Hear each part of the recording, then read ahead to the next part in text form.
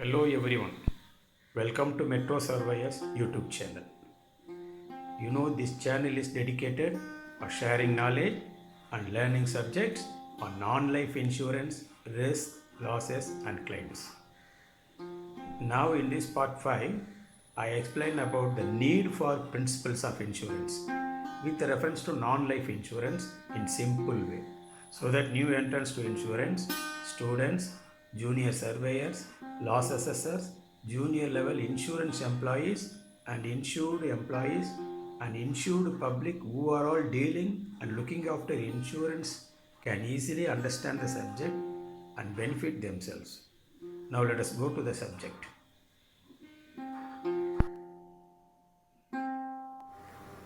Insurance is not just an exchange of premium for claim. It works on certain principles. Almost all disputes arise only at the time of claim and not at the time of taking insurance or when no claim is filed during the period of insurance. The insured or the insurer's rights may be prejudiced, or if the claim is accepted, it may be for a lesser amount, causing dissatisfaction to the insured. The insured may not accept the insurer's stand of disallowing his claim, or the insured may insist for higher amount of settlement contrary to the insurer's original promise. Criticism, cheatings, fraud, misunderstandings, grievances, and disputes may arise on various grounds. For example, the insurer may come to know that the insured property was already defective before effecting insurance, and the insured knowingly declared it for insurance, pretending them to be sound and intact. The insurer can reject the claim, and as such, the dispute may arise. So, the principle of utmost good faith is necessitated to emphasize the need to observe good faith without any fraud or deceit.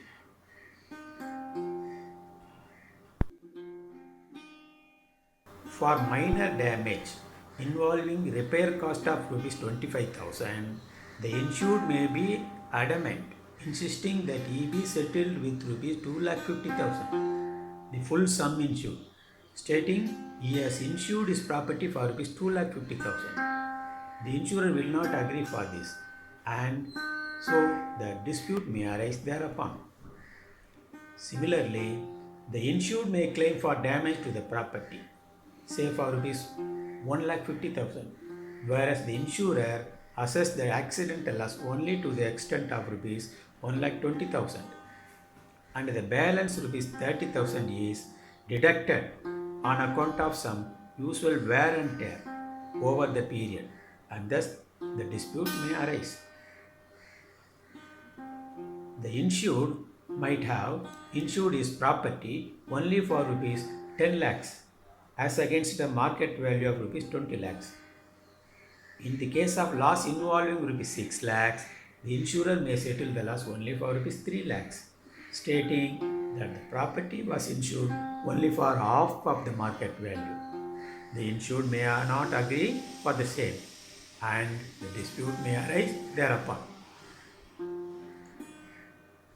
Similarly, the insurer may deduct some amount for the undamaged portion of the insured property and settle the claim for damaged portion only. Or they may insist that the damaged property be surrendered to them for settlement of full value. The dispute may arise over the salvage issues. So, the principle of indemnity is necessitated to emphasize how to make good the loss to the insured without treating him worse or better than the actual loss. Insured's claim. The insurer may come to know that the insured property was actually sold out and handed over by the insured to the new buyer just a week before the accident took place. The loss had occurred at the new owner's end, who was not party to the existing insurance contract. On this ground, the insurer may reject the claim, stating The insured has no pecuniary interest in the existence of the insured property at the time of loss. This may cause concern. So, the need for the principle of insurable interest arises to govern the rules as to who is having pecuniary interest in the property insured and who can claim under the policy. The insurer may reject the insured's claim, stating the insured property was not actually met with accident but confiscated by the government authorities for having dealt with some illegal activities. This dispute is as regards to the cause of loss. So, the principle of proximate cause is necessitated to decide whether the loss caused by the particular event or peril or contingency is payable or not by the insurance company. The insurer may come to know that the insured had also taken one more policy covering the same property with another insurer. The insurer may contend that the insured cannot recover loss from each insurer.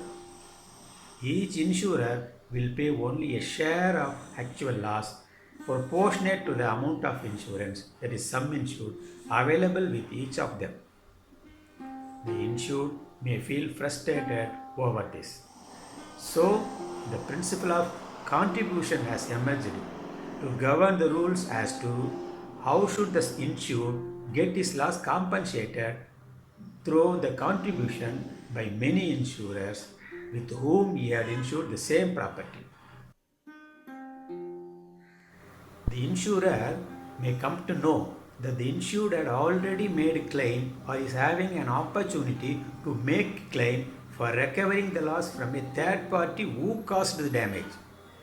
The insurer may insist the insured to subrogate his all rights of recovery against the negligent party to them. The insured may refuse to cooperate, causing concern to the insurer.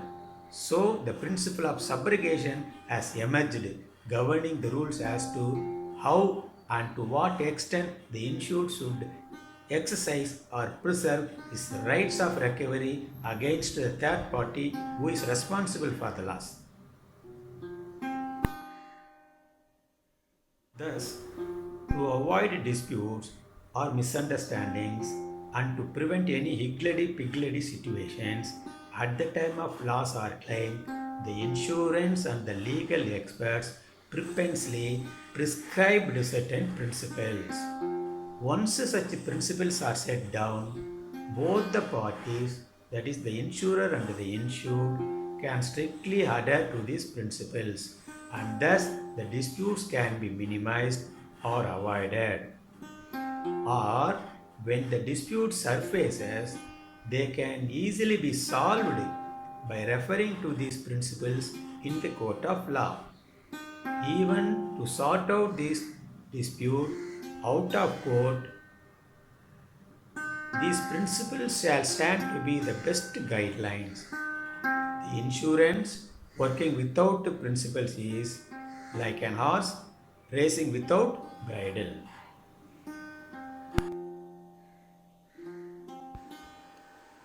Thank you for watching.